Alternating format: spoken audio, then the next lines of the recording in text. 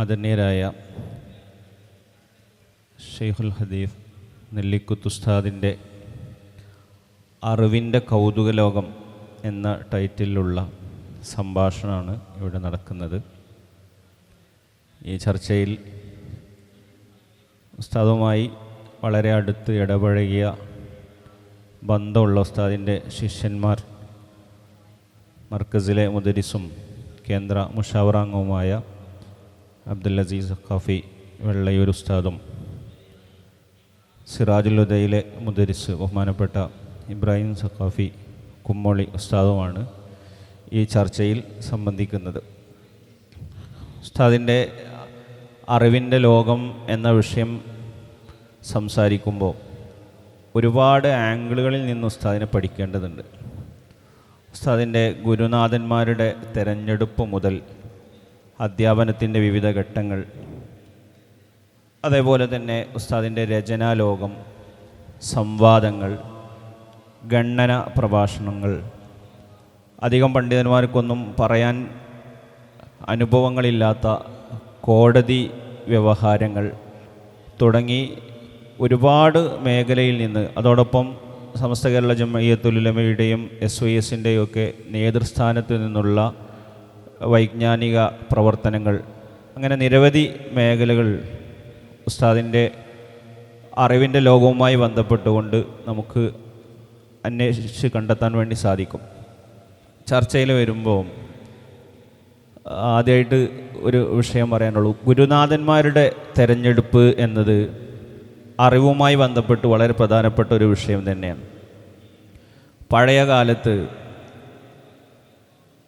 ഗുരുനാഥന്മാർ ഒരു വിഷയത്തിൽ അഗ്രഗണ്യനായിട്ടുള്ള ഒരു ഉസ്താദ് അവിടെ അടുത്ത് ചെന്ന് നെഹ്വ് മാത്രം ഓതി പഠിക്കുക, മറ്റൊരു വിഷയത്തിൽ അവരെക്കാൾ പ്രാഗൽഭ്യമുള്ളത് മറ്റൊരാൾക്കായിരിക്കും, അവരെ തേടി പോവുക, ഇങ്ങനെയൊക്കെയുള്ള ചില അനുഭവങ്ങൾ, അല്ലെങ്കിൽ അതൊരു പതിവായിരുന്നു. പുതിയ കാലത്ത് നിന്ന് വ്യത്യസ്തമായി ഉസ്താദിൻ്റെ ഗുരുനാഥന്മാരെ തിരഞ്ഞെടുക്കുന്നിടത്തുള്ള ഇത്തരത്തിലുള്ള നീക്കങ്ങളൊന്ന് ഉദാഹരിച്ചാൽ പുതിയ തലമുറക്ക് ഉപകാരപ്രദമാവുമെന്ന് തോന്നുന്നു.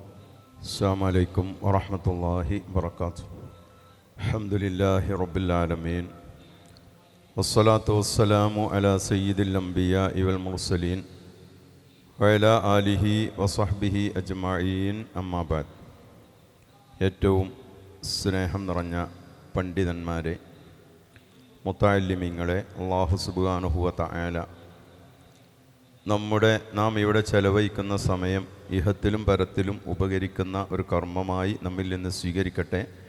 നമ്മിൽ നിന്ന് വിട പറഞ്ഞു പോയ ഉസ്താദുമാർ, സാദാത്തുക്കൾ, മാതാപിതാക്കൾ, ജ്യേഷ്ഠാനുജന്മാർ, സഹോദര സഹോദരിമാർ, പ്രസ്ഥാന ബന്ധുക്കൾ തുടങ്ങി എല്ലാവരുടെയും പരലോക ജീവിതം അള്ളാഹു സന്തോഷത്തിലാക്കുമാറാകട്ടെ.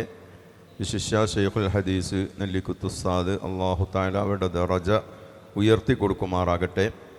അവരുടെ നിന്ന് ലഭിച്ച വിജ്ഞാനങ്ങൾ നമുക്ക് ഇഹത്തിലും പരത്തിലും ഉപകാരപ്പെടുന്ന ഒന്നായി അള്ളാഹു തആല നമ്മിൽ നിന്ന് കബൂൽ ചെയ്യുമാറാകട്ടെ. ആമീൻ.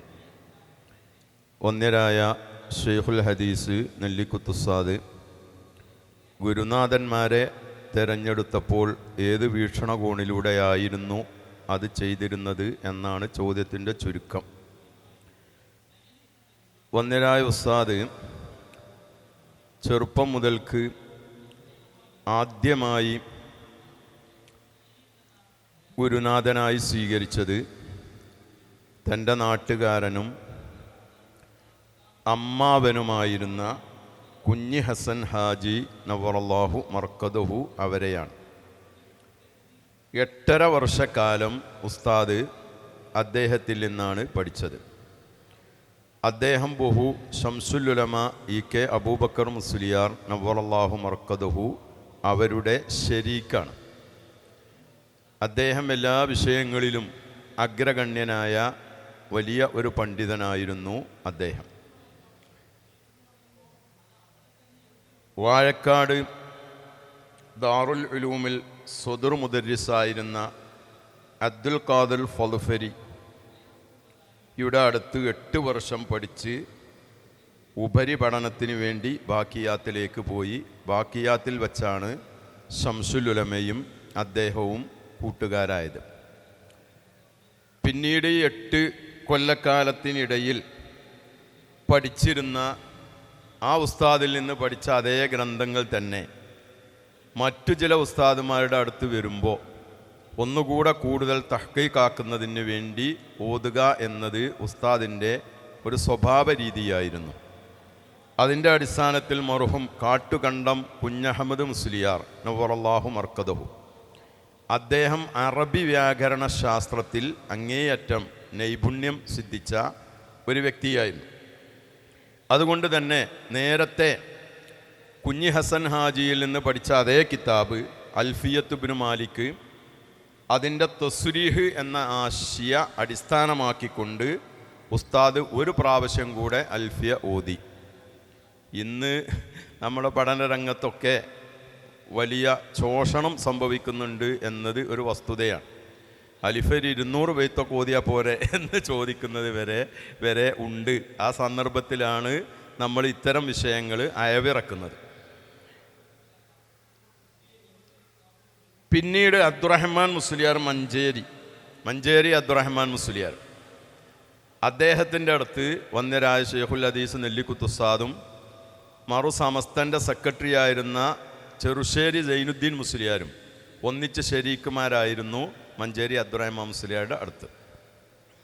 അങ്ങനെ അദ്ദേഹത്തിൽ നിന്ന് ജമ്മുൽ ജവാമി, ഷറഉൽ അഖായിദ്, തശ്രീഹുൽ അഫ്ലാഖ്, സ്വഹീഹുൽ ബുഖാരി, റിസാലത്തുൽ മാറദീനി, യഹ്യാ ഉലൂമുദ്ദീൻ തുടങ്ങിയ ഗ്രന്ഥങ്ങളൊക്കെ അദ്ദേഹത്തിൽ നിന്ന് ആണ് ഉസ്താദ് അവർകൾ പഠിച്ചിട്ടുള്ളത്.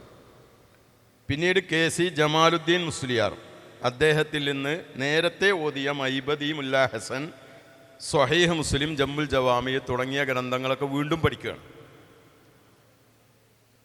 പിന്നെ മർഹൂം കുട്ടി മുസ്ലിയാർ നവ്വറല്ലാഹു മർക്കദഹു, അദ്ദേഹം ബാക്കിയാത്തിൽ മുദരിസായിരുന്നു, പ്രിൻസിപ്പാളായിരുന്നു. കുട്ടി മുസ്ലിയാർ എന്ന് പറഞ്ഞാൽ അബ്ദുറഹ്മാൻ ഫളുഫരി എന്നാണ് അദ്ദേഹത്തിൻ്റെ പേര്. അബ്ദുറഹ്മാനാണ്. ഫളുഫരി എന്ന് പറഞ്ഞാൽ പള്ളിപ്പുറം എന്നാണ്, പെരിമ്പലത്താണ്. കുട്ടി മുസ്ലിയാർ എന്ന് പറയുന്ന അദ്ദേഹത്തിൻ്റെ, നമ്മൾ കുട്ടി വാപ്പാൻ്റെ അടുത്ത് തന്നെ ഓതിയിരുന്നത് അദ്ദേഹം. വാപ്പ ഇങ്ങനെ കുട്ടിയെന്ന് വിളിക്കും. അങ്ങനെയാണ് പിന്നെ കുട്ടി മുസ്ലിയാരായി അത് രൂപാന്തരപ്പെട്ടത്. ഉസ്താദിനോട് ഞാൻ ചോദിച്ചു, അപ്പോൾ ഈ കുട്ടി മുസ്ലിയാരും വന്യരായ ഉസ്താദുൽ അസാത്തീദ് ഉസ്താദ് നവ്വറല്ലാഹു മർക്കദഹു, അപ്പോൾ പഴയ കാലങ്ങളിലൊക്കെ ഇന്നത്തെ പോലെ വ്യവസ്ഥാപിതമായ ഒരു ദർസിൻ്റെ ശൈലിയോ സ്ഥാപനത്തിൻ്റെ ശൈലികളോ ഒന്നും വരാത്തത് കൊണ്ട് ഒരു ഉസ്താദിൻ്റെ അടുത്ത് പഠിക്കുന്ന സമയത്ത് ഈ വിഷയത്തിൽ ആ ഉസ്താദാണ് ഉഷാർ എന്ന് കേൾക്കുമ്പോൾ ആ ഉസ്താദിൻ്റെ അടുത്തേക്ക് പോകും. അങ്ങനെ ആ ഉസ്താദിൻ്റെ അടുത്ത് പഠിക്കുമ്പോൾ ഇന്ന വിഷയത്തിൽ ഈ ഉസ്താദിനേക്കാൾ ഉഷാറാണ് ആ ഉസ്താദ് എന്ന് പറയുമ്പോൾ ആ ഉസ്താദിൻ്റെ അടുത്തേക്ക് പോകും. ഇങ്ങനെയുള്ള ശൈലിയായിരുന്നു പഴയ കാലത്ത് ഉണ്ടായിരുന്നത്. അങ്ങനെ കോളേജിലേക്ക് പോകുന്നതിൻ്റെ തൊട്ട് മുമ്പ് ഏറ്റവും അറിയപ്പെട്ട ഒരു ഉസ്താദിൻ്റെ അടുത്തേക്ക് പോകും. അങ്ങനെ ഏത് ഉസ്താദിൻ്റെ അടുത്തേക്കാണ് അതിന് പോകേണ്ടത് എന്നതിന് ഞാൻ ഇസ്തിഹാറത്ത് നടത്തി. ഇസ്തിഹാറത്ത് എന്ന് പറഞ്ഞ ഒരു വിഷയം, നല്ലൊരു കാര്യം ഉദ്ദേശിക്കുമ്പോൾ ഏതാണ് ചെയ്യേണ്ടത് എന്നുള്ളതിന് അള്ളാഹുവിനോട് ഒരു തീരുമാനം തരാൻ വേണ്ടി ആവശ്യപ്പെടുന്ന നിസ്കാരമാണ് ഇസ്തിഹാറത്ത് നിസ്കാരം. അങ്ങനെ പല പ്രാവശ്യം ഇസ്തിഹാറത്ത് നടത്തി. അങ്ങനെ കുട്ടി മുസ്ലിയാരുടെ അടുത്തേക്കാണോ പോകേണ്ടത്, ഉസ്താദിൻ്റെ അടുത്തേക്കാണോ പോകേണ്ടത് എന്നാണ് ഇസ്തിഹാറത്ത് നടത്തിയത്. അപ്പോൾ ഇസ്തിഹാറത്തിന് ശേഷം കിട്ടിയ ഉസ്താദിൻ്റെ മനസ്സിൽ തോന്നിയത് കുട്ടി മുസ്ലിയാരുടെ അടുത്തേക്ക് പോകുക എന്നുള്ളതാണ്. അതിന് കാരണം ഉസ്താദ് പറഞ്ഞത്, കുട്ടി മുസ്ലിയാർ കൂടുതൽ അഖലിയായിട്ട് ബുദ്ധിപരമായിട്ട് വിഷയങ്ങളൊക്കെ അവതരിപ്പിക്കുന്നതാണ്.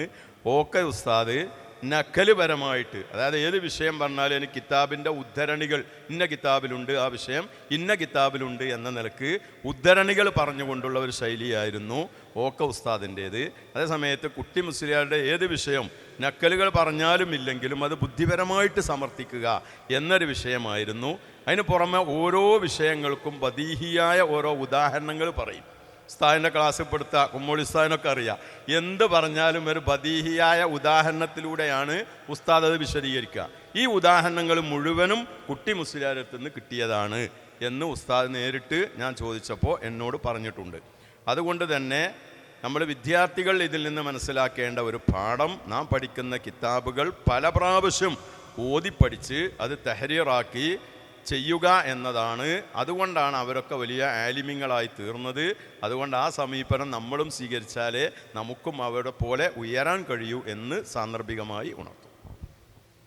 ഈ കുട്ടി മുസ്ലിയാരുടെ ദർസിൽ നിന്ന് മുമ്പ് ഓതാത്തൊരു കിതാബും ഓതിയിട്ടില്ല എന്ന് ഉസ്താദ് പറഞ്ഞിട്ടുണ്ട്. ഒരു കിതാബ് പോലും മുമ്പ് ഓതാത്തത് കുട്ടി മുസ്ലിയാരുടെ അടുത്ത് നിന്ന് ഓതിയിട്ടില്ല. ഇനി അടുത്തൊരു വിഷയത്തിലേക്ക് പോകുമ്പോൾ ഉസ്താദ് ഉപരിപഠനത്തിന് പോകുന്നത് ദൈവബന്ധിലേക്കാണ്. ദൈവബന്ധ് തബ്ലീഗ് ജമാഅത്തിൻ്റെ ആശയപ്രചാരണത്തിൻ്റെ ഒരു കേന്ദ്രമാണ് എന്ന ഒരാക്ഷേപം ഉസ്താദിനെക്കുറിച്ച് അവിടെ തിരഞ്ഞെടുത്തതിന് പിന്നിൽ പറയാറുണ്ട്. നമ്മുടെ സംസ്ഥയുടെ പ്രസിഡന്റ് സുലൈമാൻ ഉസ്താദ് അവിടെ പോയിട്ടുണ്ട്, പൊന്മൾ ഉസ്താദ് അവിടെ പഠിച്ചിട്ടുണ്ട്, ചിത്താരി ഉസ്താദ് അവിടെ പഠിച്ചിട്ടുണ്ട്. അപ്പോൾ അങ്ങനത്തെ ഒരു സ്ഥാപനം തിരഞ്ഞെടുത്തത് എന്തുകൊണ്ടായിരിക്കും? ഈ വിഷയം നേരിട്ട് ഞാൻ ഉസ്താദിനോട് ചോദിച്ച് എൻ്റെ വിശ്വാസഘോഷം എഴുതുന്ന സമയത്ത് ഉസ്താദിനെ സംബന്ധിച്ച് ഒരു ശീർഷകം അതിൽ കൊണ്ടുവന്നിട്ടുണ്ട്, ഇസ്മായിൽ അഹമ്മദ്. അത് എഴുതാൻ വേണ്ടി ഞാൻ നേരിട്ട് ഉസ്താദിനോട് ചോദിച്ചു. ഉസ്താദ് പറഞ്ഞു തന്ന വിഷയങ്ങൾ മാത്രമാണ് അവിടെ എഴുതിയിട്ടുള്ളത്. അന്ന് ഞാൻ ചോദിച്ചു, എന്തുകൊണ്ട് ദൈവബന്ധ് തിരഞ്ഞെടുത്തു? ഉസ്താദ് അതിന് 3 കാരണങ്ങളാണ് പറഞ്ഞത്. ഒന്ന്, അവിടെ ഈ പുത്തനാശയങ്ങൾ അവിടെ പഠിപ്പിക്കപ്പെടുന്നുണ്ട് എന്ന വിവരം പോകുന്നതിന് മുമ്പ് അറിയില്ല. രണ്ടാമത്തേത്, ധാരാളം കിതാബുകൾ മുത്താല ചെയ്യാനുള്ള സൗകര്യം അന്ന് അവിടെയുണ്ട്. അത്തരം സൗകര്യങ്ങൾ അന്ന് നമ്മുടെ കേരളത്തിൽ ഇല്ല.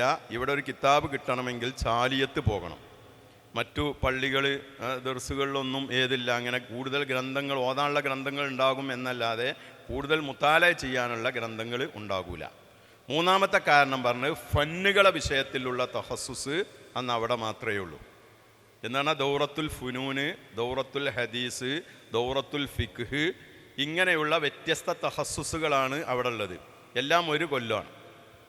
അതുകൊണ്ട് ദൗറത്തുൽ ഫുനൂന് കൂടി അവിടെ ഉണ്ട് എന്ന് മനസ്സിലായപ്പോൾ ഇവിടെ നിന്ന് മൈബദിയും മുല്ലാഹസനും കാദിയൊക്കെ ആവർത്തിച്ച് ഓതിയിട്ടുണ്ടെങ്കിലും അതിലെ തഹസ്സുസിൽ കൂടി പങ്കെടുക്കണം എന്ന് ആഗ്രഹിച്ചു കൊണ്ടാണ് ഞങ്ങൾ അങ്ങോട്ട് പോയത്. പിന്നെ ഞങ്ങൾക്ക് മുമ്പ്, ഉസ്താദ് പോകുന്നതിന് മുമ്പ് അങ്ങോട്ട് പോയവരിൽപ്പെട്ട ആളാണ് ബഹുമാനപ്പെട്ട ചിത്താരി ഹംസ ഉസ്താദ് നവ്വറല്ലാഹു മർക്കദഹു. അതുപോലെ ഉസ്താദിന് ശേഷം പോയവരിൽപ്പെട്ടതാണ് റഈസുൽ ഉലമാ സുലൈമാൻ ഉസ്താദ്, അതുപോലെ തന്നെ വന്യരായ പൊന്മള ഉസ്താദ് തുടങ്ങിയവരൊക്കെ ഉസ്താദിന് ശേഷം ദൈവബന്ധിലേക്ക് പോയവരാണ്. പിന്നെ അവിടെ ചെന്നതിന് ശേഷമാണ് എല്ലാ ഉസ്താദുമാർക്കൊന്നും ഇല്ല എന്നാണ് ഉസ്താദ് പറഞ്ഞത്. ചില ഉസ്താദുമാർക്കൊക്കെ ചില ഒരു ബിദഈ ചിന്താഗതികൾ ഉണ്ട് എന്ന് മനസ്സിലാവുകയും ക്ലാസ്സിൽ ആ വിഷയം കുട്ടികളിങ്ങനെ രണ്ടായി തിരിഞ്ഞുകൊണ്ട് വാദപ്രതിവാദങ്ങൾ വരെ ഉസ്താദ് നടത്തിയതായി ഉസ്താദ് പറയാറുണ്ട്. ഉദാഹരണമായിട്ട് പറഞ്ഞാൽ, ഈ നബിദിനം വരുമ്പോൾ കേരളക്കാരായ കുട്ടികളൊക്കെ മൗലിദ് ഓതുകയും ചീരണി വിതരണം ചെയ്യുകയും അതുപോലെ തന്നെ നബിദിന പരിപാടികൾ സംഘടിപ്പിക്കുകയും ചെയ്യും. അവ ദൈവബന്ധികളായിരിക്കുന്ന കുട്ടികൾ അതിനെ എതിർക്കും. ഇത് ബിദ്അത്താണ്, ഇത് 3 നൂറ്റാണ്ടുകളിൽ ഉണ്ടായിരുന്നില്ല എന്ന് പറഞ്ഞുകൊണ്ട് അതിനെ വിമർശിക്കും. അങ്ങനെ ഷെയ്ഖുൽ ഹദീസ് എന്ന് പറയുന്ന അവിടെ ഹദീസിൻ്റെ ഷെയ്ഖായ ഒരു ഉസ്താദുണ്ട്. ആ ഉസ്താദ് ഏകദേശം യഥാർത്ഥ സുന്നിയായ ആളാണ്. അപ്പോൾ ആ ഉസ്താദിൻ്റെ സദസ്സിൽ ക്ലാസ്സിൽ ഇത് വിഷയം അവതരിപ്പിക്കുകയും, അപ്പോൾ ഉസ്താദ് പറഞ്ഞു, എന്നാൽ നാളത്തെ നമ്മുടെ തുർമുദി ക്ലാസ് ഏതാകട്ടെ, ഈ വിഷയത്തിനെ സംബന്ധിച്ചുള്ള ഒരു വാദപ്രതിവാദമാകട്ടെ എന്ന് പറയുകയും, അങ്ങനെ കേരളക്കാരായ കുട്ടികൾ നബിദിനാഘോഷം പറ്റും എന്നതിൻ്റെ തെളിവുകളും മറ്റേ കുട്ടികൾ പറ്റൂല എന്നുള്ളതിൻ്റെ തെളിവുകളും അവതരിപ്പിക്കുക, എന്നിട്ട് മധ്യസ്ഥനായിക്കൊണ്ട് ഉസ്താദ് തന്നെ എന്നൊരു തീരുമാനം എടുക്കുകയും, അങ്ങനെ വാദപ്രതിവാദം നടത്താൻ വേണ്ടി കേരളക്കാർ ഒരുപാട് കുട്ടികളുണ്ട്. അങ്ങനെ അന്ന് അവിടെ കേരളക്കാരുടെ സാഹിത്യ സമാജത്തിൻ്റെ സെക്രട്ടറിയാണ് ബഹുമാനപ്പെട്ട ഉസ്താദ്. അന്ന് അതിൻ്റെ പ്രസിഡന്റ് മർക്കസിലെ ഉസ്താദായിരുന്ന KS മുഹമ്മദ് ബാക്കവി നവ്വറല്ലാഹു മർക്കദുഹു ഉസ്താദ് അവർകളും മരിച്ചുപോയി, അള്ളാഹു ഖബർ സന്തോഷത്തിലാക്കട്ടെ. ഉസ്താദ് പ്രസിഡന്റും അതുപോലെ നെല്ലിക്കുത്ത് ഉസ്താദ് സെക്രട്ടറിയാണ്. അങ്ങനെ കുട്ടികളെല്ലാം കൂടി ആര് പറയണം എന്ത് പറയണം എന്ന് ചർച്ച ചെയ്ത് പറയാൻ ഉസ്താദിനെ തന്നെ ഏൽപ്പിച്ചു. അങ്ങനെ പിറ്റേ ദർസിൽ ഉസ്താദ് വന്ന് വാദപ്രതിവാദം തുടങ്ങുകയാണ്. ഇവരോട് ചോദ്യം ഉന്നയിക്കാൻ പറഞ്ഞു. ആരോട്? ഈ വടക്കേ ഇന്ത്യക്കാരായ കുട്ടികൾ. എന്നാൽ എല്ലാവരും അല്ല, ദൈവബന്ധികൾ, ചില കുറഞ്ഞ ആളുകൾ. അപ്പോൾ അവരെ ചോദ്യം, ഈ മൗലിദ് കഴിക്കുക എന്ന പരിപാടി 3 നൂറ്റാണ്ടുകളിൽ ഉണ്ടായിരുന്നോ ഇല്ലേ? ഇവിടെ സാധാരണ വഹാബികൾ ചോദിക്കുന്ന അതേ വിഷയം. അപ്പോൾ ഉസ്താദ് അതിന് തിരിച്ച് അങ്ങോട്ട് ചോദ്യം കൊടുത്തു. ചില ചോദ്യത്തിന് ചോദ്യം കൊണ്ടായിരിക്കുമല്ലോ മറുപടി. അപ്പോൾ അവിടെ എല്ലാ കൊല്ലവും ഖത്മുൽ ബുഖാരി നടക്കാറുണ്ട്. ഖത്മുൽ ബുഖാരി എന്ന് പറഞ്ഞാൽ അവിടെ നടക്കുന്ന ഖത്മുൽ ബുഖാരി 2-3 ദിവസം നീണ്ടു നിൽക്കുന്ന ഖത്മുൽ ബുഖാരിയാണ്. ആദ്യം മുതൽ അവസാനം വരെ ഓതും. ഒരാൾ കുറേ, നമ്മൾ മൗലൂദ് ഓതും പോലെ ഒരാൾ കുറേ ഹദീസുകൾ ഓതും, പിന്നെ അയാൾ ക്ഷീണിക്കുമ്പോൾ വേറൊരാൾ ഓതും, പിന്നെ അയാൾ ക്ഷീണിക്കുമ്പോൾ വേറൊരാൾ ഓതും. അങ്ങനെ ആ സദസ്സിൽ വെച്ച് തന്നെ ആദ്യം മുതൽ അവസാനം വരെ ഖത്മുൽ ബുഖാരി ഓതി തീർക്കുകയും എന്നിട്ട് അതിന് ചീരണി വിതരണം ചെയ്യുക എന്നുള്ള സമ്പ്രദായം വർഷാവർഷം ദയൂബന്ദ് കോളേജിൽ നടക്കുന്നതാണ്. അപ്പോൾ ഉസ്താദ് ചോദിച്ചു, ഖത്തം ബുഖാരി തക്സീം മിഠായി ഖുറൂൻ സലാസാമേൻ താ യാനത്ത എന്ന് ചോദിച്ചു. ഈ ഖത്തമുൽ ബുഖാരിയും മിഠായി വിതരണവും 3 നൂറ്റാണ്ടുകളിൽ ഉണ്ടായിരുന്നോ ഇല്ലേ എന്ന് തിരിച്ചങ്ങോട്ട് ചോദിച്ചു. ഇവരെ ചോദ്യം ഈ മൗലിദ് പരിപാടിയും ചീരണി വിതരണം ചെയ്യലും 3 നൂറ്റാണ്ടുകളിൽ ഉണ്ടോ ഇല്ലേ എന്നാണല്ലോ. അതിന് തിരിച്ചങ്ങോട്ട് ചോദ്യം. അപ്പോൾ അവരെ ഭാഗത്തുനിന്ന് പറഞ്ഞു, ഇത് ഞങ്ങളെ ചോദ്യത്തിനുള്ള മറുപടിയല്ല. അപ്പോൾ ഉസ്താദിൻ്റെ ഭാഗത്തുനിന്ന് ഈ ചോദ്യത്തിന് നിങ്ങൾക്ക് എന്താണോ മറുപടി പറയാനുള്ളത് അതേപോലുള്ള ഒരു മറുപടിയാണ് നിങ്ങളുടെ ചോദ്യത്തിന് ഞങ്ങൾക്കും പറയാറുള്ളത് എന്ന് തിരിച്ചങ്ങോട്ട് മറുപടി പറഞ്ഞപ്പോൾ അവർക്ക് പിന്നെ ഒന്നും പറയാനുണ്ടായില്ല. അതുകൊണ്ട് കേരളക്കാർക്ക് അവിടെ വാദം സമർത്ഥിക്കാൻ കഴിഞ്ഞു എന്ന് ഉസ്താദ് പ്രഖ്യാപിച്ചു. ഇങ്ങനെയാണ് ഉണ്ടായിട്ടുള്ളത്. അതുകൊണ്ട് അവിടേക്ക് പോകാനുള്ള സാഹചര്യം ഈ 3 കാരണങ്ങളാണ്. പോകുന്നതിന് മുമ്പ് അതറിയില്ല. മറ്റു ഉസ്താദുമാരും അത് തിരഞ്ഞെടുക്കാനുള്ള കാരണം ഇത് തന്നെയാണ് എന്നാണ് നമ്മൾ മനസ്സിലാക്കുന്നത്. 1962 ഇസ്മായിൽ ഉസ്താദ് ദൈവബന്ദിലേക്ക് പോകുന്നത്. സമസ്ത കേരള ജമിഅത്തുൽ ഉലമ തബ്ലീഗ് ജമാഅത്തിനെതിരെയുള്ള നിലപാട് പ്രഖ്യാപിക്കുന്നത് 1965. അതുകൂടി ചേർത്ത് വായിക്കുമ്പോൾ ഉസ്താദ് പറഞ്ഞതിന് നമുക്ക് കുറേയും കൂടി വ്യക്തത ലഭിക്കും.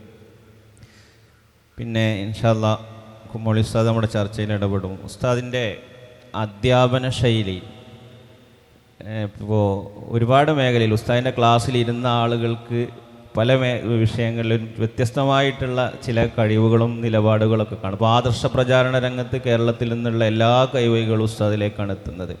അപ്പോൾ അതിനൊക്കെ കാരണമായിട്ടുള്ള ഉസ്താദിൻ്റെ അധ്യാപനത്തിൽ നിന്നുള്ള മാതൃകകൾ എന്ന് പറഞ്ഞാൽ നന്നാവും. ഉസ്താദിൻ്റെ അധ്യാപനം, ക്ലാസ് എന്ന് പറയുന്നത് വിദ്യാർത്ഥികളെ സംബന്ധിച്ചിടത്തോളം ആഘോഷം. വിദ്യാർത്ഥികൾ ഒരു ഉത്സവ പ്രതീതിയോടുകൂടിയാണ് ആ ക്ലാസ്സിൽ പോവുക. നേരത്തെ തന്നെ ആഹ്ലാദം പ്രകടിപ്പിക്കും. ഇസ്മായിൽ ഉസ്താദിൻ്റെ ക്ലാസ്സാണ്, നമുക്ക് പോകണം. അങ്ങനെ സന്നദ്ധരായി ആളുകൾ പോകും. ക്ലാസ് കഴിയുന്നത് ഒരു ഉത്സവം കഴിഞ്ഞ പ്രതീതി ക്ലാസ് കഴിഞ്ഞാലും ഉണ്ടാവും. അതിൻ്റെ മധുരവും സന്തോഷമൊക്കെ കുറേ സമയങ്ങൾ ഇങ്ങനെ അയവിറക്കാനും ചർച്ച ചെയ്യാനൊക്കെ ഉണ്ടാവും. ഇസ്മായിൽ ഉസ്താദിൻ്റെ തമാശകൾ എന്ന് പറഞ്ഞിട്ട് തന്നെ നമ്മൾ പഠിക്കുന്ന സമയത്ത് ഒരു കുട്ടി, ഒരു വിദ്യാർത്ഥി, അയാളിപ്പോൾ വലിയ ആളാണ്, ഒരു വിദ്യാർത്ഥി ഒരു പുസ്തകത്തിൽ ഉസ്താദ് പറയുന്ന തമാശകൾ മാത്രം ക്രോഡീകരിച്ച വിദ്യാർത്ഥിയൊക്കെ നമുക്ക് ഓർമ്മയുണ്ട്. ഉസ്താദിൻ്റെ ക്ലാസ് എന്ന് പറയുന്നത്, ഉസ്താദ് ഒരു ബഹുമുഖ പ്രതിഭയാണ്. എല്ലാ വിഷയങ്ങളെ സംബന്ധിച്ചുള്ള നോളജ്, വിവരങ്ങൾ ഉസ്താദിൻ്റെ മനസ്സിലുണ്ട്. ആ വിവരങ്ങളെല്ലാം മനസ്സിൽ വെച്ചുകൊണ്ട് വരാനിരിക്കുന്ന എന്തെല്ലാം വിഷയങ്ങളുണ്ടോ അതൊക്കെ മുൻകൂട്ടി കണ്ടുകൊണ്ടാണ് ക്ലാസ്സുകൾ കൈകാര്യം ചെയ്യാറുള്ളത്. ഞാൻ ചെറിയ എക്സാമ്പിൾ പറയാം. ഇപ്പോൾ ഉദാഹരണത്തിന് ഖലഖല്ലാഹു സമാവാതി വൽ അർദ്. സമാവാത്ത്, സമാ, ആകാശം എന്ന് നമ്മൾ അർത്ഥം പറയുന്ന ആ രീതിയിൽ അർത്ഥം പറയാവുന്ന പല സ്ഥലങ്ങളും ഹദീസിലും ഖുർആനിലൊക്കെ വരുമല്ലോ. അങ്ങനെ വരുമ്പം ആകാശം എന്ന് പറഞ്ഞിട്ട് ഒരു പ്രത്യേക ഒരു സാധനം, ഒരു വസ്തു അല്ലെങ്കിൽ ഒരു സംവിധാനം ഉണ്ടോ ഇല്ലേ? ആധുനിക ശാസ്ത്രം പറയുന്നത് അങ്ങനെ ഒന്നും ഇല്ലയെന്ന്. അപ്പോൾ അതില്ല എന്ന് മനസ്സിൽ കണ്ടുകൊണ്ട് അത് ഉൾക്കൊണ്ടുകൊണ്ട് നമുക്ക് ഇതിനെ വ്യാഖ്യാനിക്കാൻ കഴിയണം എന്ന രീതിയിൽ ഉസ്താദ് അതിനെ വിവരിക്കും. യുക്തിവാദികളും നിരീശ്വരവാദികളുമൊക്കെ പലപ്പോഴും ഖുർആനെ ആകാശത്ത് ഖുർആനിൽ പറഞ്ഞിട്ടില്ല, ഖുർആനിൽ സമാവാത്ത് എന്നാണ് പറഞ്ഞത്. അതെങ്ങനെ വ്യാഖ്യാനിക്കണം, അത് ഏത് രീതിയിൽ വ്യാഖ്യാനിച്ചാലും നമ്മളെ സംബന്ധിച്ചിടത്തോളം പ്രശ്നമൊന്നുമില്ല. ആധുനിക ശാസ്ത്രം പറയുന്ന രീതിയിൽ തന്നെ വ്യാഖ്യാനിച്ചാലും ഖുർആനോ അല്ലെങ്കിൽ ഹദീസിനോ നമ്മുടെ അടിസ്ഥാന വിഷയങ്ങൾക്കോ ഒന്നും എതിരാകാൻ പോകുന്നില്ല. ആ വിഷയം മനസ്സിൽ വെച്ചുകൊണ്ട് അത് വിവരിച്ചുകൊണ്ടാണ് ഉസ്താദ് അവിടെ കാര്യങ്ങൾ വിവരിക്കുക. ഉസ്താദിൻ്റെ ശരീരഭാഷ അടക്കം ക്ലാസ്സിൽ വളരെ പ്രധാനം. എന്ത് സംഗതിയും ഞാനിപ്പം ഓരോന്നിങ്ങനെ എടുത്തെടുത്ത് പറയുന്നില്ല. ഉദാഹരണത്തിന് ഒരു ഹദീസ്, ഇർമു ബനി ഇസ്രായേൽ, നബി സല്ലല്ലാഹു അലൈഹി വസല്ലമ തങ്ങൾ ഒരു ഗോത്രത്തിൻ്റെ അടുത്തുകൂടെ ഇങ്ങനെ നടന്നു പോവുകയാണ്. അപ്പോൾ കുട്ടികൾ അവിടെ എയ്ത്ത് മത്സരം നടത്തുന്നു, അമ്പെയ്യുന്നു. അപ്പം നബി സല്ലല്ലാഹു അലൈഹി വസല്ലം തങ്ങൾ അവരോട് പറഞ്ഞു, ഇർമു ബനി ഇസ്മായിൽ, ഓ ഇസ്മായിൽ സന്തതികളെ, നിങ്ങൾ അറബികൾക്കുള്ള ഒരു പേരാണ്, ഇസ്മായിൽ സന്തതികളാണല്ലോ അറബികൾ. അറബികളെ എന്നുള്ള ഇതിന് പകരം നബി സല്ലല്ലാഹു അലൈഹി വസല്ലം തങ്ങൾ സംബോധനം ചെയ്തൊരു വാചകമാണ് ബനി ഇസ്മായിൽ. ഫഇന്ന അബാക്കും കാന റാമിയൻ, നിങ്ങളുടെ പിതാവ്, നിങ്ങൾക്കൊരു പാരമ്പര്യമുണ്ട് ഈ എയ്ത്തിൽ, അതുകൊണ്ട് നിങ്ങൾ അമ്പെയ്ത് പഠിച്ചോളൂ, മത്സരിച്ചു കളിച്ചോളൂ എന്ന് നബി സല്ലല്ലാഹു അലൈഹി വസല്ലം തങ്ങൾ പറയാണ്. ആ വാചകം ഉദ്ധരിക്കുമ്പോൾ ഇർമു ബനി ഇസ്മായിൽ എന്ന് പറയാൻ മാത്രമല്ല, ഇസ്മായിൽ ഉസ്താദിൻ്റെ സന്തതികളാണ് ഈ മുന്നിലിരിക്കുന്ന കുട്ടികൾ, വിദ്യാർത്ഥികൾ. അപ്പോൾ അതിലേക്ക് കൂടി ഒരു തഫാവുൽ, ഒരു ശുഭസൂചകമായി ഇർമു ബനി ഇസ്മായിൽ, ആ ശരീരം ഒന്ന് കുലുക്കുകയും ഇളക്കുകയും ഒന്ന് ചിരിക്കുകയൊക്കെ ചെയ്തുകൊണ്ട് ഉസ്താദ് അതിനെ അവതരിപ്പിക്കും. അത് അവതരിപ്പിക്കുമ്പോൾ നമുക്ക് ശ്രോതാക്കൾക്ക് ശരിക്കും ബോധ്യമാകും, മനസ്സിലാകും ഈ പറയുന്നതിൻ്റെ അർത്ഥം എന്താണ്. നിങ്ങൾ പ്രതിരോധ രംഗത്ത്, ആശയപ്രചരണ രംഗത്ത് എൻ്റെ മക്കളാകുന്ന, എൻ്റെ കുട്ടികളാകുന്ന നിങ്ങളും സജീവമാകണം എന്ന ഒരർത്ഥം അതിൽ ഒളിപ്പിച്ച് വെച്ചുകൊണ്ടാണ് ഈ ഒരു ശരീരഭാഷയും ഈ ഒരു കുലുക്കമൊക്കെ ഉസ്താദ് പ്രകടിപ്പിക്കുന്നത്. അത് വളരെ ഹൃദ്യമായി അങ്ങനെ എല്ലാ ക്ലാസ്സുകളും, ഇത് ഞാനിപ്പോൾ 2 ഉദാഹരണം പറഞ്ഞു എന്നേ ഉള്ളൂ. എനിക്കറിയാം, ഞാൻ നാദാപുരത്തുകാരനാണ്. അപ്പോൾ നാദാപുരത്ത് ചില വാദങ്ങളൊക്കെ ചിലപ്പോഴൊക്കെ ഉണ്ടാകാറുണ്ട്.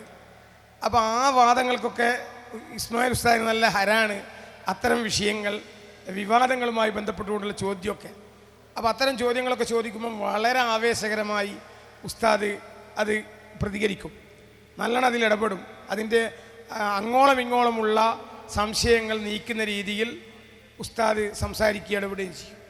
എനിക്കറിയാം, ഞാനിങ്ങ് പോകുന്നത് ആ ദിവസമൊക്കെ കഴിഞ്ഞ് പിന്നീട് നമ്മുടെ സിറാജുൽ ഹുദയിൽ നിന്ന് പോയ വിദ്യാർത്ഥികളോട് ഉസ്താദ് പറഞ്ഞ, എന്നോടൊരു വിദ്യാർത്ഥി പറഞ്ഞു, ഇതാ ഇബ്രാഹിം അവിടെ നിന്നാണ് ഈ സംശയം ചോദിച്ചത്. അതേ സംശയം ആവർത്തിച്ച് ചോദിച്ചപ്പോൾ ഇബ്രാഹിം അവിടെ നിന്നുകൊണ്ടാണ് ഈ സംശയം ചോദിച്ചത്, അന്ന് ഞങ്ങൾ ഉസ്താദിന് മറുപടി പറഞ്ഞിരുന്നു എന്ന് പറഞ്ഞുകൊണ്ട് ആവേശം കാണിക്കുക. അപ്പം അങ്ങനെ ക്ലാസ് വളരെ ഹൃദ്യമായ ക്ലാസ്, അത് നമുക്ക് അവതരിപ്പിക്കാൻ ശരിക്കും പൂർണ്ണാർത്ഥത്തിൽ കഴിയില്ല.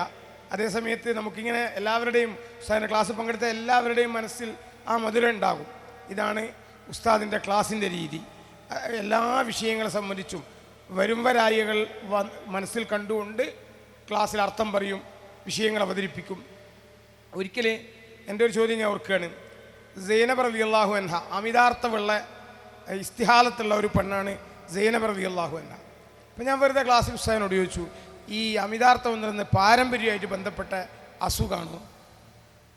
ഉസ്താദ് ആവേശമായി. ഉസ്താദ് പറഞ്ഞു, അതിപ്പോൾ എന്നോട് ഇത്തരം ക്ലാസ്സിൽ ചോദിക്കേണ്ട ചോദ്യമല്ലല്ലോ, അതൊരു മെഡിക്കൽ ടീമിനോട് അല്ലെങ്കിൽ ഒരു ഡോക്ടറോട് ചോദിക്കേണ്ട ചോദ്യമാണല്ലോ, ഈ രോഗത്തെക്കുറിച്ച് നിങ്ങൾ അതാണല്ലോ ഇപ്പോൾ ചോദിച്ചത് എന്ന് ആദ്യം പറഞ്ഞതിന് ശേഷം ഉസ്താദിനെ പറയാണ്, ഞാനൊരു ഡോക്ടറും കൂടിയാണല്ലോ, അപ്പോൾ അതുകൊണ്ട് എന്നോട് ചോദിച്ചതിന് കുഴപ്പമില്ല എന്ന് പറഞ്ഞിട്ട് ചെറുങ്ങനെ അത് പാരമ്പര്യമായിട്ട് ബന്ധമുണ്ട് എന്ന രീതിയിൽ അന്ന് വിശദീകരിച്ചു. അങ്ങനെ എന്ത് വിഷയവും ചോദിക്കാവുന്ന, ഏത് വിഷയത്തെ സംബന്ധിച്ചും അഭിപ്രായം പറയാനും വിഷയങ്ങൾ വിശദീകരിക്കാനും കഴിവുള്ള ആ രീതിയിൽ ക്ലാസ് എടുക്കുന്ന ഒരാളാണ് ഉസ്താദ്. അല്ലാഹു തആല അവിടുത്തെ ദർജ വർദ്ധിപ്പിക്കുമാറാകട്ടെ. ഉസ്താദിൻ്റെ ക്ലാസ്സിൽ ഇരുന്ന ആളുകൾക്ക് ഇപ്പോൾ ഉയർന്നു വരുന്ന പല ചോദ്യങ്ങൾക്കുള്ള മറുപടി ഇത് അന്ന് ഉസ്താദ് പറഞ്ഞിരുന്നല്ലോ എന്ന് തോന്നുന്ന അനുഭവമാണ് പിന്നെ നമുക്കുണ്ടാകാറുള്ളത്. ഇപ്പോൾ ഒരു ഉസ്താദ് പറഞ്ഞതിലേക്ക് ചേർത്ത് പറഞ്ഞാൽ, ഇപ്പോൾ വഹാബിസം അവരുടെ പരസ്യമായിട്ടുള്ള പ്രചാരണ പ്രവർത്തനങ്ങളിൽ നിന്ന് വളരെ പിന്നാക്കം പോയിട്ടുണ്ട്. അതിൻ്റെ പ്രധാനപ്പെട്ട ഒരു കാരണം തീവ്രവാദ ആരോപണത്തെ അവർക്ക് പ്രതിരോധിക്കാൻ കഴിഞ്ഞില്ല എന്നുള്ളതാണ്. ഇവർ തീവ്രവാദത്തിൻ്റെ ആളുകളാണ്. മുഹമ്മദ് ബിൻ അബ്ദുൽ വഹാബിൽ നിന്നാണ് ഇന്ത്യയിലും ഒക്കെ നിലനിൽക്കുന്ന എല്ലാ തീവ്രവാദ സംഘടനകളും വന്നത് എന്ന് ഉസ്താദ് സബുക്കിൽ പറയാറുണ്ടായിരുന്നു. അപ്പോൾ നമ്മളൊക്കെ ആലോചിച്ച് എന്താണ് ഇപ്പോൾ ഒരർത്ഥവും ഇല്ലാത്ത കാര്യമാണല്ലോ ഈ പറയുന്നത്. ഇപ്പം അത് മാർക്കണ്ഡേയ ഗഡ്ജു ചോദിക്കുകയാണ്, അതേപോലെ ചാനലിൽ ഇരുന്നിട്ട് അഭിലാഷ് ചോദിക്കുകയാണ്. ആ ചോദ്യം ആദ്യമായിട്ട് ചോദിച്ചത് ഉസ്താദാണ് എന്ന് നമുക്ക് പറയാൻ കഴിയും. അപ്പോൾ അങ്ങനത്തെ ചർച്ചകൾ വരുന്നതിന് മുന്നേ തന്നെ അത്തരത്തിലുള്ള എല്ലാ വിഷയങ്ങളിലേക്കുള്ള റൂട്ട് തിരിച്ചു തന്നുകൊണ്ട് തന്നെയാണ് ഉസ്താദിൻ്റെ ക്ലാസ്സുകൾ ഉണ്ടായിരുന്നത്. കൂട്ടത്തിൽ ഒരു ഉസ്താദിൻ്റെ അധ്യാപന രീതി ചർച്ച ചെയ്യുന്നിടത്ത് ഉസ്താദ് ഇപ്പോൾ ഡോക്ടറാണെന്ന് പറഞ്ഞല്ലോ, അതേപോലെ സ്ഥാനനിർണയത്തിൽ വലിയ പ്രാവീണ്യമുള്ള ആളായിരുന്നു. അപ്പോൾ ഇത് പുതിയ കാലത്ത് ഓൺലൈൻ കോഴ്സായിട്ടും അല്ലാതൊക്കെ പഠിപ്പിക്കപ്പെടുന്ന ഒരു സാഹചര്യമുണ്ട്. എന്നാൽ ഉസ്താദ് അതിനെക്കുറിച്ച് പറഞ്ഞത്, ഞാൻ മുത്തല്ലിമീങ്ങൾക്കൊരു ജീവിതമാർഗ്ഗം ആയിക്കോട്ടെ എന്ന് കരുതിയിട്ട് ആദ്യകാലത്ത് അത് കുറച്ചൊക്കെ പഠിപ്പിച്ചു കൊടുത്തിരുന്നു. പിന്നെ അത് ഗുണത്തേക്കാളേറെ ദോഷമാകുന്നു എന്ന് തോന്നിയപ്പോൾ അതിൽ നിന്ന് പിൻവലിഞ്ഞതാണ് എന്ന് ഉസ്താദ് പറയുണ്ടായി. അപ്പോൾ ഉസ്താദ് സ്ഥാനനിർണ്ണയം നടത്തുന്ന ആളാണ്, അതിന് കോഴ്സ് ഉണ്ടോയെന്ന് അറിയില്ല. ഏതായിരുന്നാലും പുതിയ കാലത്തൊരു വിദ്യാർത്ഥികൾ എന്ന നിലക്ക് നമ്മൾ ഈ വിഷയത്തിൽ എന്തൊരു നിലപാടാണ് സ്വീകരിക്കേണ്ടത്? ഏത് വിഷയങ്ങളും പഠിക്കുന്നത് കൊണ്ട് വിരോധമല്ല, ഏത് വിവരങ്ങളിൽ പഠിക്കുന്നത് നല്ലതാണല്ലോ. പക്ഷേ ആ പഠനം അടിസ്ഥാനപരമായ നമ്മുടെ മതപഠനത്തെയും അധ്യാപനത്തെയും ബാധിക്കുന്ന രൂപത്തിൽ ആകരുത് എന്നാണ് മൊത്തത്തിൽ അതിനെക്കുറിച്ച് പറയാനുള്ളത്. ഞാനൊരു ദിവസം ഉസ്താദിൻ്റെ അടുത്ത് ചെന്നിട്ട് എനിക്ക് അസ്മാ ഒന്ന് പഠിപ്പിച്ചു തരണം എന്ന് പറഞ്ഞു. ഉസ്താദ് അസ്മായിൽ ഭയങ്കര വിദഗ്ധനായിരുന്നു. എന്ന് പറഞ്ഞാൽ ഉസ്താദിൻ്റെ ഏത് വിഷയവും നേരത്തെ കുമ്മോളി ഉസ്താദ് പറഞ്ഞതുപോലെ ഏത് വിഷയമാണെങ്കിലും അതിലേക്ക് ഉസ്താദിൻ്റെ വക കുറച്ചുകൂടെ കൂട്ടിയിട്ടുണ്ടാവും. അപ്പോഴാണ് അത് ഏതാകല് ഒരു ഇതായിട്ട് വരല്. അതുപോലെ അസ്മ ആണെങ്കിൽ അതിലേക്ക് ഉസ്താദിൻ്റെ വക കുറച്ചാണ് കൂട്ടും. അങ്ങനെയാണ് ഉസ്താദിൻ്റെ ശൈലി. അങ്ങനെ ഞാൻ പറഞ്ഞു ഒരു ദിവസം, നിങ്ങൾ ഉസ്താദ് എനിക്ക് അസ്മ ഒന്ന് പഠിപ്പിച്ചു തരണം. നിങ്ങൾ പഠിക്കാൻ പാടില്ല എന്നാണ് എന്നോട്. അപ്പോൾ എന്താ പഠിക്കാൻ പാടില്ല എന്ന് പറയുന്നത്? ഉസ്താദ് പറഞ്ഞു, ഞാൻ എൻ്റെ 3 വിദ്യാർത്ഥികൾക്ക് അസ്മാവ് പഠിപ്പിച്ചു. അവർ കിതാബിൽ നല്ല കഴിവുള്ളവരായിരുന്നു. ദർസിൽ നിന്നുള്ള ശിഷ്യന്മാരാണ്, കോളേജിൽ നിന്നുള്ള അല്ല. കിതാബിൽ നല്ല കഴിവുള്ളവരായിരുന്നു അവർ. പക്ഷേ അവർ ആദ്യമൊക്കെ കൃത്യമായി ദർസ് നടത്തുകയും പിന്നെ അസറിന് ശേഷം മാത്രം വരുന്ന രോഗികളെ പരിഗണിക്കുക എന്നുള്ള സ്വഭാവമായിരുന്നു ആദ്യം ഉണ്ടായിരുന്നത്. പിന്നെ അത് ളുഹറിന് ശേഷമുള്ള ക്ലാസ്സും കൂടിയും കട്ടായി. ളുഹറിന് ശേഷം തന്നെ കൂടുതൽ ആളുകൾ വരാൻ തുടങ്ങിയപ്പോൾ ളുഹറിന് ശേഷം തന്നെ ആളുകളെ കാണാൻ വേണ്ടി ഇരിക്കാൻ തുടങ്ങി. പിന്നെ സുബൈ സ്കെച്ച് 10 മണി വരെയായി ക്ലാസ്, ബാക്കിയുള്ള സമയം മുഴുവനും രോഗികളെ കാണാനായി. പിന്നെ അവസാനം ദർസ് തന്നെ നിർത്തിയിട്ട് വെറും അസ്മാവുമായി കൂടി. അതുകൊണ്ട് പൈസ കൂടുതൽ കിട്ടിക്കണ്ടാൽ പിന്നെ മറ്റുള്ള ഇഖ്ലാസും വറവൊന്നോടെ ഉണ്ടാവില്ല. അതുകൊണ്ട് നിങ്ങൾക്ക് നല്ലത് ദർസും പ്രസംഗവുമാണ്. ദർസും പ്രസംഗവും എഴുത്തുമാണ് നിങ്ങൾക്ക് വേണ്ടത്. അതുകൊണ്ട് നിങ്ങൾ ഒരിക്കലും പഠിക്കാൻ പാടില്ല എന്ന് എന്നോട് ഉസ്താദ് നിർദ്ദേശിച്ചു. അപ്പോൾ പറഞ്ഞതുപോലെ ഞാനും അത് പഠിച്ചിട്ടുണ്ടായിരുന്നെങ്കിൽ ചിലപ്പോൾ ഞാനും ഏതെങ്കിലും മൂലക്ക് അങ്ങനെ അങ്ങോട്ടും ഇങ്ങോട്ടും വരഞ്ഞിരിക്കുകയായിരിക്കും. അതുകൊണ്ട് ഏത് വിഷയം പഠിക്കുന്നതിന് വിരോധമില്ല. പക്ഷേ നമ്മുടെ അടിസ്ഥാന വിഷയങ്ങൾ ചോർന്നു പോകുന്ന നിലക്കുള്ള ഏത് പഠനവും ഏതാണ് ദോഷകരമാണ് എന്ന് അതുമായി ബന്ധപ്പെട്ട് സാന്ദർഭികമായി ഉണർത്തുന്നു. നന്ദി ദാറുസ്സലാമിൽ ഷംസുലുലമക്കൊപ്പം സേവനം ചെയ്ത് ദർസെടുത്തിരുന്ന കാലത്ത് ഉസ്താദ് ഷംസുലുലമൻ്റെ സബുക്കിലിരിക്കാറുണ്ടായിരുന്നു എന്ന് കാണുന്നുണ്ട്. അപ്പോൾ ഒരു സ്ഥാപനത്തിൽ മുദരിസിൻ്റെ ദർസിൽ അവിടെ തന്നെയുള്ള വേറൊരു മുദരിസ്, അതും ഒട്ടും മോശമുള്ള ആളൊന്നുമല്ല, ഒന്നായി പ്രസിദ്ധനായിട്ടുള്ള ഒരാൾ ചെന്നിരിക്കുക, അതിൻ്റെ പുതിയ തലമുറക്ക് അത് എത്രമാത്രം ഉൾക്കൊള്ളാൻ പറ്റും എന്നൊരു വിഷയമുണ്ട്. അതോടൊപ്പം പിന്നെ ഉസ്താദിൻ്റെ ചില കിതാബുകൾ അതൊക്കെ ഷംസുലുലമയുടെ ക്ലാസ് കോപ്പി അടിച്ചതാണ് എന്നുള്ള ആരോപണം ഉണ്ടാകാറുണ്ട്. ഇതിനെക്കുറിച്ച് ഇപ്പോൾ നമ്മളെന്താ പറയുന്നത്? ഇതേ ഒരു ആരോപണം നാട്ടിക മൂസ മൗലവി പ്രസംഗിച്ചു. അന്ന് ഉസ്താദ് ക്ലാസ്സിൽ അതിന് മറുപടി പറഞ്ഞു. മർക്കസിൽ വെച്ച് ക്ലാസ്സിൽ വെച്ച് മറുപടി പറഞ്ഞു. 5 വർഷക്കാലം ശംസുലുലമ നന്ദിയിൽ പ്രിൻസിപ്പാളും ഞാൻ വൈസ് പ്രിൻസിപ്പാളുമായിട്ടാണ് സേവനം ചെയ്തത്. ആ 5 വർഷക്കാലവും ശംസുലുലമയുടെ ബുഖാരി ക്ലാസ്സിനും തഫ്സീർ ക്ലാസ്സിനും, അത് സുബൈക്ക് ശേഷം ആണ് തഫ്സീർ ഉണ്ടാകുക, അത് കഴിഞ്ഞ് ബുഖാരി ദർസും ഉണ്ടാവും. ഈ ക്ലാസ്സുകളിൽ ഈ 5 വർഷവും ഞാൻ അവിടെ പങ്കെടുത്തിട്ടുണ്ട്. ഞാൻ പങ്കെടുക്കുന്നുണ്ട് എന്നറിയുന്നത് കൊണ്ട് ശംസുലുലമ നന്നായി ക്ലാസ് എടുക്കുകയും ചെയ്യും. സംശയങ്ങളൊന്നും ഞാൻ നേരിട്ട് ചോദിക്കാറില്ല. ചോദിക്കാൻ വേണ്ടി നമ്മളെ ചിയ്യൂര് ദാരിമിനെയാണ് ഏൽപ്പിക്കാറുള്ളത്. ഇതിന് മുമ്പ് പേര് അബ്ദുറഹ്മാൻ ദാരിമി. ചിയ്യൂര് അബ്ദുറഹ്മാൻ ദാരിമിനെയാണ് ഏൽപ്പിക്കാറുള്ളത്. അന്ന് നന്ദിയിൽ പഠിക്കുന്ന വിദ്യാർത്ഥിയാണ് ചിയ്യൂര് അബ്ദുറഹ്മാൻ ദാരിമി, മർക്കസിലുള്ള ചിയ്യൂരിൻ്റെ അനുജൻ. അപ്പോൾ ഈ ദാരിമിയോട് ഓരോ ചോദ്യങ്ങളും ഞാൻ ചോദിക്കുമ്പോൾ ഉസ്താദ് മനസ്സിലാക്കും ഇത് ഈ കുട്ടിയുടെ ചോദ്യമല്ല, എൻ്റെ ചോദ്യമാണ് എന്ന് മനസ്സിലാക്കി നല്ല നിലക്ക് അത് വിശദീകരിക്കാറുണ്ടായിരുന്നു. അതുകൊണ്ട് ഒരുപാട് ഇൽമുകൾ എനിക്ക് ശംസുലുലമയിൽ നിന്ന് കിട്ടിയിട്ടുണ്ട്. അതിൻ്റെ അഭിമാനമാണ് എന്നാണ് അന്ന് ഉസ്താദ് മർക്കസിൽ വെച്ച് നാട്ടികയുടെ പ്രസംഗത്തിന് മറുപടി പറഞ്ഞത്. ഈ കിതാബുകളൊക്കെ ദർസ് പകർത്തിയതാണെന്ന് ഉള്ള ആരോപണത്തിൽ വല്ല കഴമ്പുണ്ടോ? ഇല്ല, അതിൽ കഴമ്പൊന്നുമില്ല. പിന്നെ ഉസ്താദുമാരെത്തുന്ന അങ്ങനെയാകുമ്പോൾ ഏതായിട്ടില്ല, ശംസുലുലമ കുറേ കിതാബുകൾ എഴുതിയിട്ടില്ലല്ലോ. ശംസുലുലമ ആകെ എഴുതിയിട്ടുള്ള ഏതാണ്? ഇതൊരു മൗലിദ് കിതാബോ, അങ്ങനെ മാത്രമേ എഴുതിയിട്ടുള്ളൂ. ഹയൂലയെ തൊടാൻ പറ്റുമോ എന്ന ചോദ്യമൊക്കെ അന്ന് ഉസ്താദ് ചോദിച്ചതായിട്ട് കേട്ടിട്ടുണ്ട്. ശംസുലുലമയുടേത് പകർത്തതാണെങ്കിൽ ആ പകർത്തപ്പെട്ടത് നമ്മൾ കാണണമല്ലോ, അങ്ങനെ പകർത്തപ്പെട്ടത് കാണുന്നില്ലല്ലോ. ഇനി കേട്ടെഴുതിയതാണെങ്കിൽ അതൊരു അഭിമാനമല്ലേ. ശംസുലുലമയോടും സദഖത്തുൽ മുസ്ലിയാർ അങ്ങനെയുള്ള മഹാന്മാരോട് ഉസ്താദിന് വലിയ സ്നേഹവും ആദരവൊക്കെ ആയിരുന്നു. മുൻഗാമികളെ ആദരിച്ചുകൊണ്ടും സ്നേഹിച്ചുകൊണ്ടും തന്നെയാണ് ഉസ്താദ് പറയുകയും എഴുതുകയും സംസാരിക്കുകയും ക്ലാസ്സിലൊക്കെ പറയാറുള്ളത്. അവർക്കിടയിൽ ശംസുലുലമ സദഖത്തുൽ മുസ്ലിയാർ രണ്ട് വലിയ മഹാന്മാരാണ്. അവർക്ക് ഇടയിൽ ചെറിയൊരു സംവാദത്തിൻ്റെ ഒരു അന്തരീക്ഷം രൂപപ്പെട്ടു വന്നപ്പം അതിൽ നിന്ന് അവരെ മാറ്റി നിർത്തി ഉസ്താദ് സ്വയം ആ സംവാദം ഏറ്റെടുത്ത ഒരു ചരിത്രം ഉസ്താദ് തന്നെ ഓണംപള്ളിയിലെ അഥവാ സംവാദമായിട്ട് ബന്ധപ്പെട്ട് തൃശ്ശൂർ ജില്ലയിൽ മൈക്ക് ഉപയോഗിക്കാൻ പറ്റുമോ എന്നുള്ള വിഷയം, അതുമായി ബന്ധപ്പെട്ടുകൊണ്ടുള്ള ഓണംപള്ളി എന്ന പ്രദേശത്ത് നടന്ന ഒരു സംവാദം. ഒരു വാസ്തവത്തിൽ സദഖത്തുൽ മുസ്ലിയാരും ശംസുലുലമയും തമ്മിലാണ് സംവാദം തീരുമാനിക്കപ്പെട്ടതും നിശ്ചയിച്ചതും. ഏറെക്കുറെ ആ രീതിയിലാണ് കാര്യങ്ങൾ മുന്നോട്ട് നീങ്ങിയത്. അവസാന ഘട്ടം അത് നടക്കുമെന്നായപ്പോൾ ഇസ്മായിൽ ഉസ്താദ് സ്വയം അതിൽ കക്ഷി ചേരുകയും ഉസ്താദ് സംവാദത്തിൽ പങ്കെടുക്കുകയും എന്നിട്ട് ആ സംവാദത്തിൽ ഉസ്താദിൻ്റെ കൂടെ പങ്കെടുത്ത അണ്ടോൺ ഉസ്താദ് അങ്ങനെയുള്ള ആളുകളുണ്ട്. ചെറിയ ഉസ്താദ് അല്ലാഹു തആല എല്ലാവരുടെയും ദർജ വർദ്ധിപ്പിക്കുമാറാകട്ടെ. അവരുടെ നിലപാടായിരുന്നു ശരി സംവാദത്തിൽ എന്ന് അവിടുത്തെ നേരത്തെ നിശ്ചയിച്ച മധ്യസ്ഥൻ റിപ്പോർട്ട് എന്ന നിലയ്ക്ക് എഴുതി കൊടുക്കുകയൊക്കെ ചെയ്യുകയും അന്ന് അത് സുന്നി വോയിസിൽ പ്രസിദ്ധീകരിക്കുകയൊക്കെ ചെയ്തത് ഞാൻ ഓർക്കുകയാണ്. അള്ളാഹു എല്ലാ ഉസ്താദുമാരുടെയും ദർജ വർദ്ധിപ്പിക്കട്ടെ. ആ സംവാദത്തിൻ്റെ ചുരുക്കം ഒന്നും കൂടെ പറയാം അല്ലേ? അതായത് ഖുതുബക്ക് മൈക്ക ഉപയോഗിക്കാൻ പറ്റുമോ പറ്റൂലേ എന്നതായിരുന്നു വിഷയം.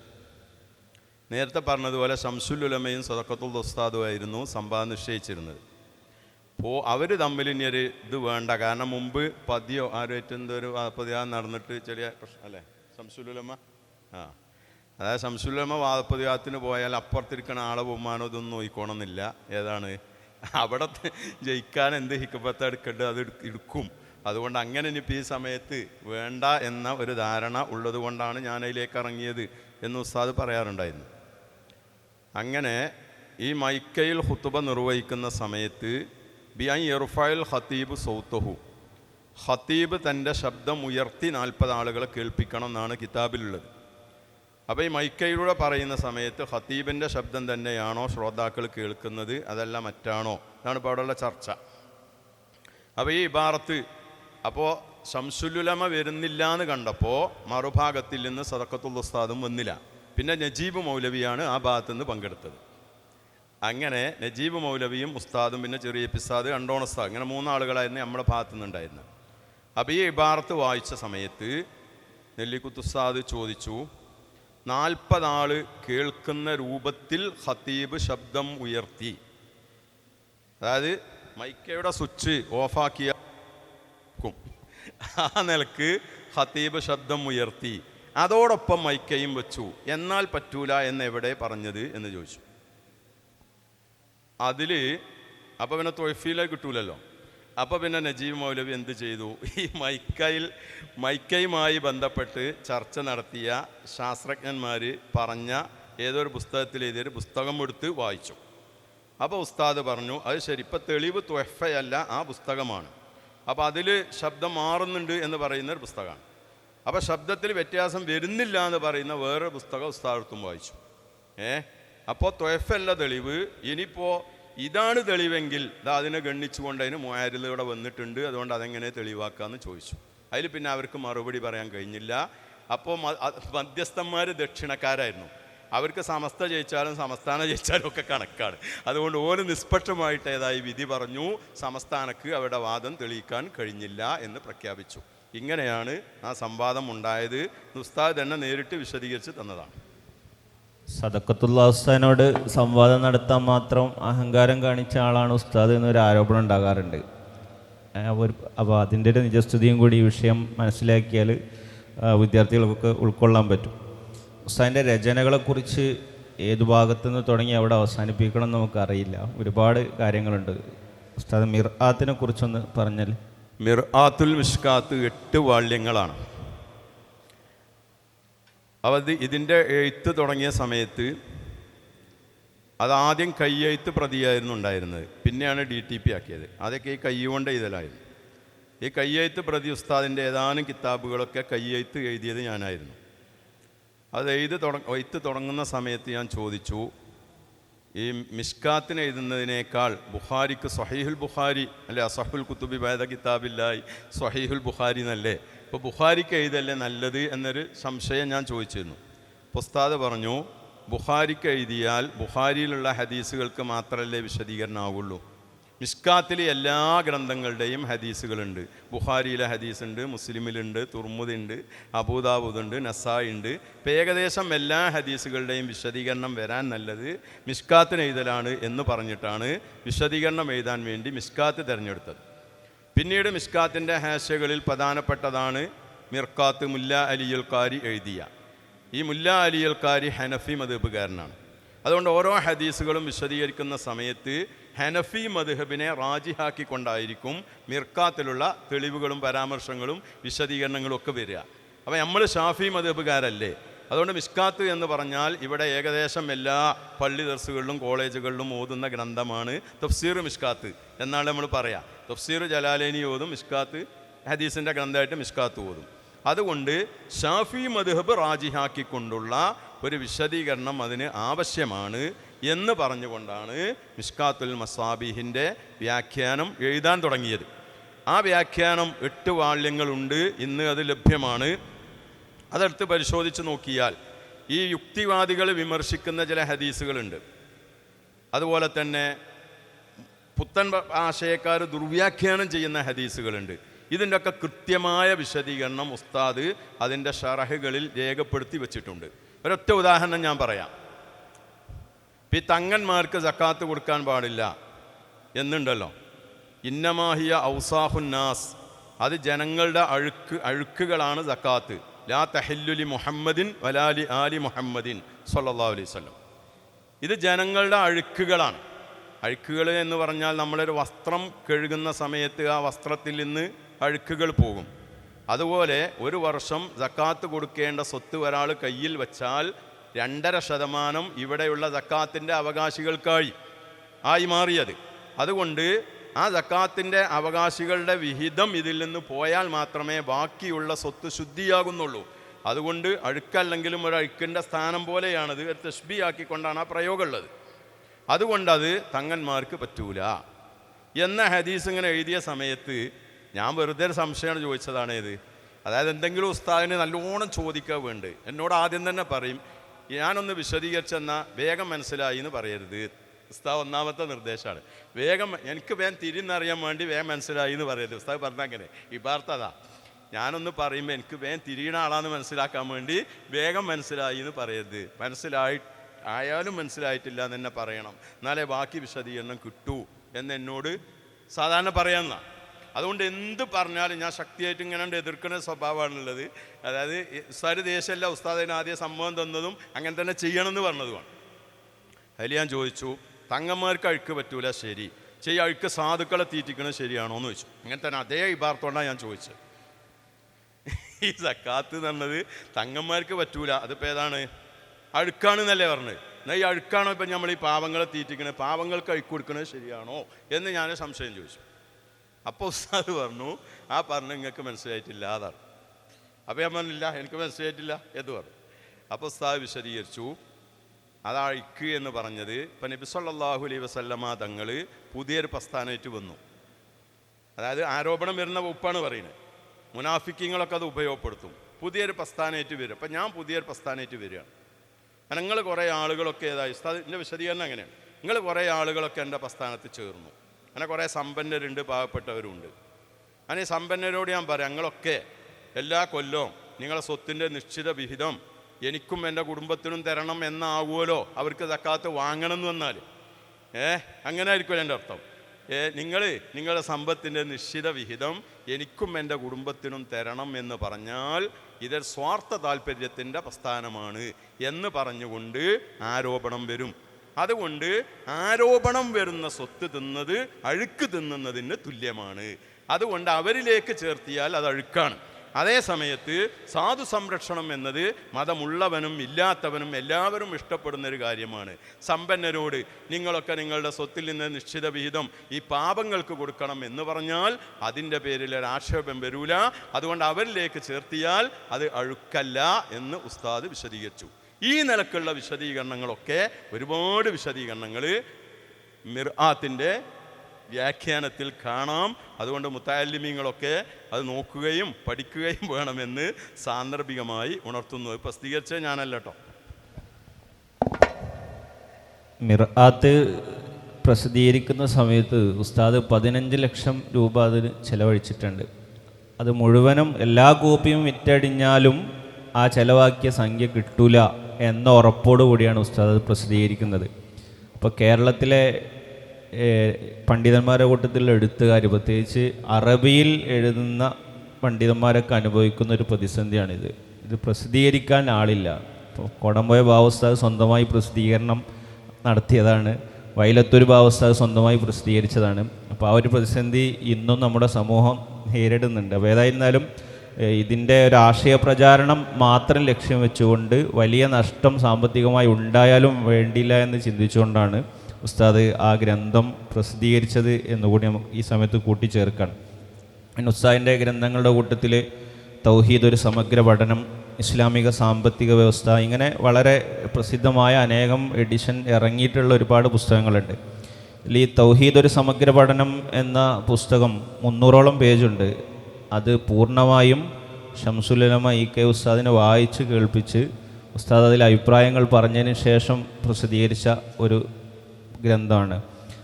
അതിൽ ഒരൊറ്റ ഭാഗം മാത്രമാണ് ഉസ്താദ് അന്ന് തിരുത്താൻ വേണ്ടി പറഞ്ഞത് എന്ന് ഉസ്താദ് പറഞ്ഞിട്ടുണ്ടായിരുന്നു.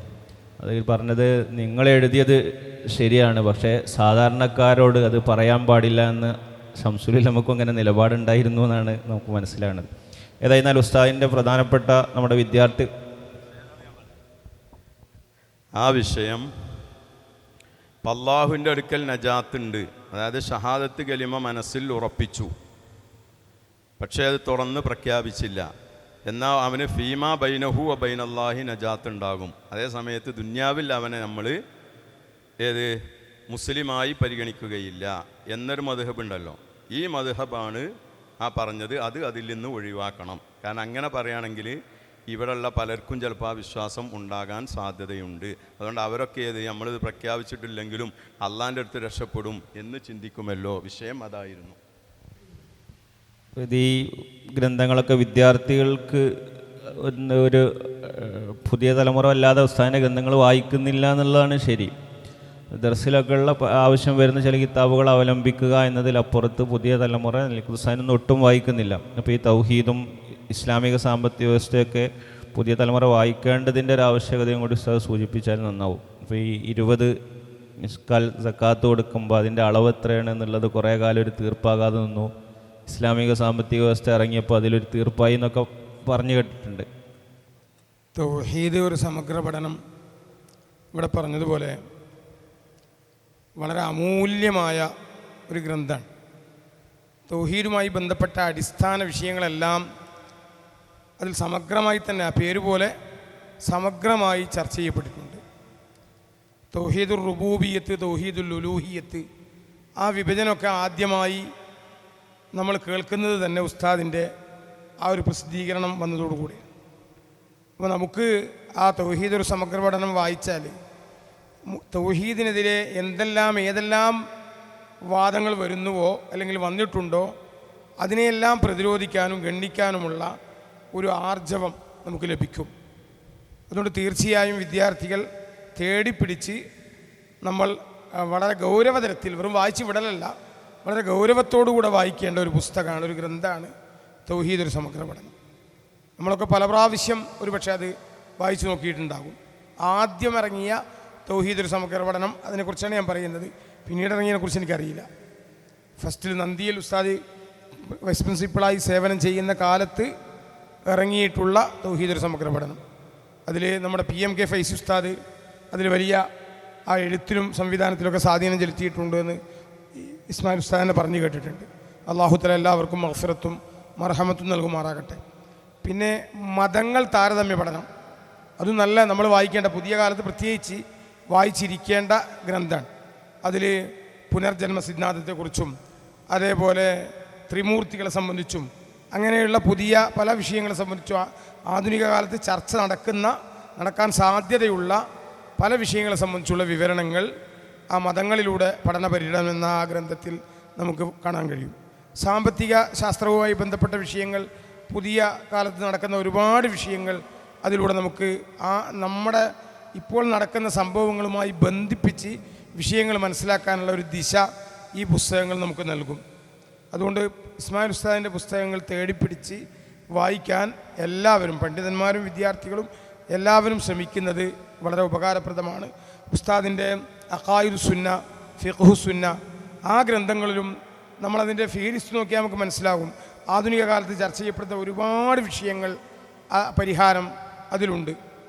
അപ്പോൾ തീർച്ചയായും അത്തരം ഉസ്താദിൻ്റെ ഗ്രന്ഥങ്ങൾ വായിക്കാൻ നമ്മളെല്ലാവരും ശ്രദ്ധിക്കണം എന്ന് ഓർമ്മിപ്പിക്കുന്നു.